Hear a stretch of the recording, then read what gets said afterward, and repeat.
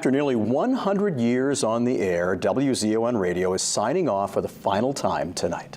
Downtown with Rich Kimball spent a decade of its more than 13-year run calling WZON home. I caught up with the host today as Bangor Radio marks the end of an era.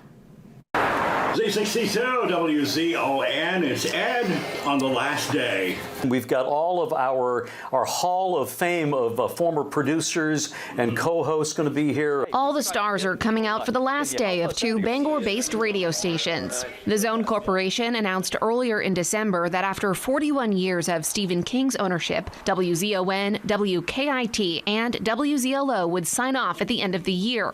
A buyer came in to keep WKIT running, but the new year marks the end of the line for the others. Part of it is, as a radio lover, sadness to see this signal go away, because I grew up when there were 3 radio stations in the market, and that was, you listened to one of those 3, and I certainly grew up listening to this, and then working here for a long time, doing the show here. After more than 3,000 episodes, Tuesday marks the final edition of Downtown with Rich Kimball in its current form. Kimball has spent the past 13-plus years cultivating a Rolodex of A-list celebrity guests who have come to feel at home on the Eastern Maine airwaves. Julie Andrews was a great example. I said to whoever was producing at the time, what do I call her? Do I call her Dame Judith, Ms. Andrews? Well, she answered the phone. Of course, she knew I was calling, and with that incredibly recognizable voice, she just said, "Hello, Rich, it's Julie, love."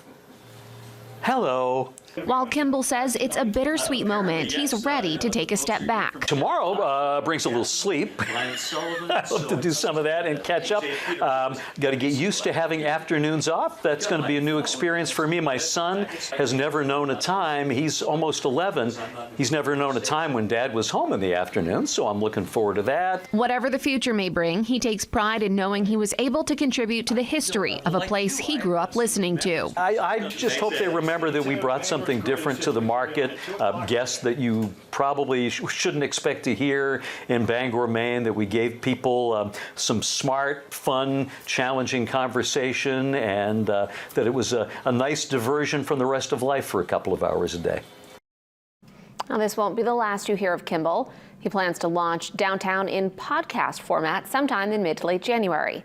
Follow Downtown with Rich Kimball on Facebook to stay up to date with the latest on the show.